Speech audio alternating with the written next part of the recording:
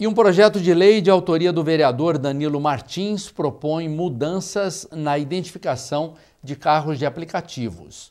O projeto foi aprovado em primeiro turno durante a 17ª sessão ordinária da Câmara de Guaxupé. Danilo, o que motivou a criação desse projeto de lei? Como que vocês chegaram a essa conclusão, né? Eu fui procurado já inúmeras vezes, não só eu, como outros vereadores também, né? Não é a primeira vez, com motoristas relatando a dificuldade que eles têm quando eles estão em viagem particular, né, com a família. E alguns já foram abordados, né, pela polícia rodoviária e o carro adesivado, né, com uma adesivação de caráter municipal. E quando o agente, né, o policial pega o documento, ele vê um carro particular, né, e ele não vê motivo para aquela adesivação.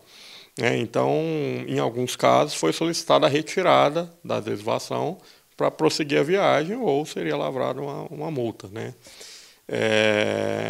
Além disso, né, eu entendo, né, particularmente, que o veículo, né, dos motoristas de aplicativo, quando ele não está em serviço, é um veículo particular para uso da família, e que não tem que ser caracterizado, né, dessa forma quando ele está em uso particular, né? Quando você usa um serviço de Uber numa cidade grande, por exemplo, não existe esse tipo de identificação, né? Você identifica pelo aplicativo e a placa do veículo que tá chegando, né? Mas, por outro lado, a gente também entende a dificuldade para se fiscalizar o serviço clandestino, né? Então, a ideia é que a adesivação possa ser opcionalmente colocada através de um imã.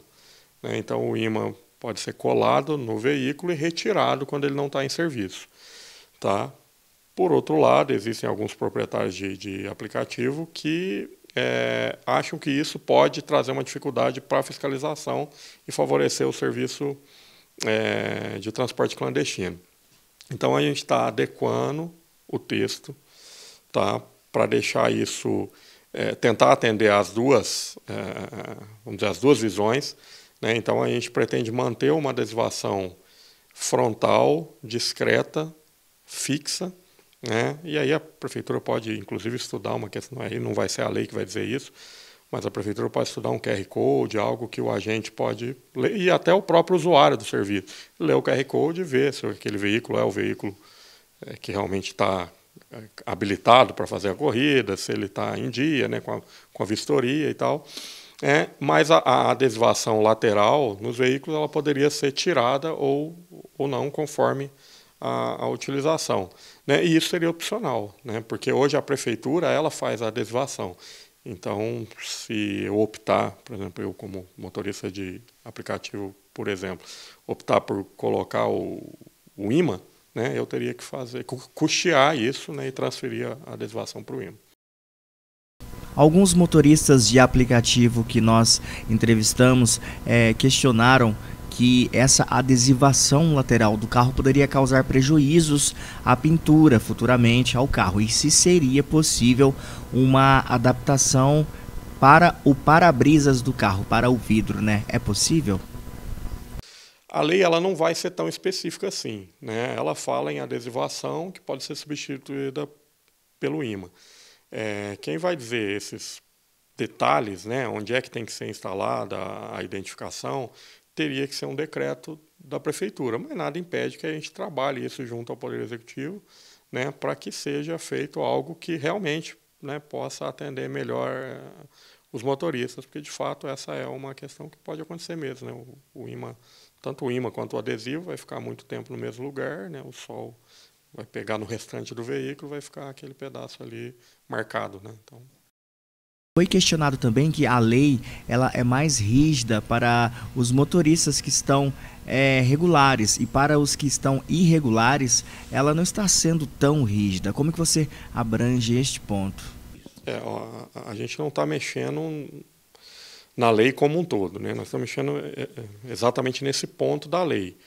Mas eu realmente tenho atendido alguns motoristas de aplicativo, né, que têm cobrado uma conversa conosco para melhorar outros pontos da lei. Então, a gente pretende sentar com eles, né, e, de fato, enrijecer a penalidade, né, vamos dizer assim, para quem não anda de acordo com a lei, porque o objetivo é que todo mundo ande de acordo com a lei e que a concorrência seja de forma igual, né, para todos. Então, a gente está à disposição aí também para sentar e conversar com eles, entender quais são os outros pontos que merecem aí, de repente, uma alteração, uma revisão. E quais serão os principais benefícios na implementação desse? O principal benefício é para o motorista, né? No caso, para o motorista que faz uso particular do seu veículo. Então, assim, a intenção do projeto é atender uma demanda dos motoristas, né, que têm sentido essa dificuldade, né, principalmente quando estão com o veículo fora, né, do horário de trabalho deles. Mas, se a gente implantar, né, outras questões, como eu citei a questão do QR Code, né, isso também ajudaria o próprio usuário, né, que teria uma segurança maior de que aquele veículo de fato está vistoriado, está em dia, né, e que não é um veículo diverso, né, ele pediu não é um outro veículo que foi vistoriado e outro que está rodando, né, ele vai ter certeza de que aquela placa, aquele veículo, aquele motorista, né, é o que realmente está habilitado para prestar aquele serviço.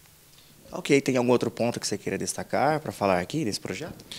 Não, eu acho que assim, eu só queria tranquilizar, né, porque realmente ele gerou algumas preocupações, especialmente em proprietários, né, de aplicativo, e a gente não seguimos com a segunda votação do projeto justamente para fazer essas adequações no texto, né, para tentar atender também essa preocupação deles. Pois é, um assunto bem polêmico e a nossa equipe conversou aí com vários motoristas de aplicativo que são contrários às mudanças na lei apresentadas na última sessão da Câmara.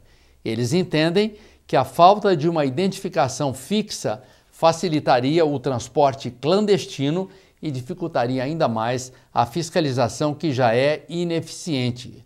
Eles sugeriram o uso de um adesivo discreto com um QR Code fixado no vidro do carro, a fim de facilitar a fiscalização tanto do usuário quanto das autoridades. Eles ainda reclamam que a fiscalização é muito falha e, com isso, abre espaço, logicamente, para a clandestinidade. Então fica aqui o nosso espaço aberto a todos que queiram se manifestar a respeito desse assunto, sendo que hoje Guaxupé tem aí mais de 350 motoristas de aplicativo.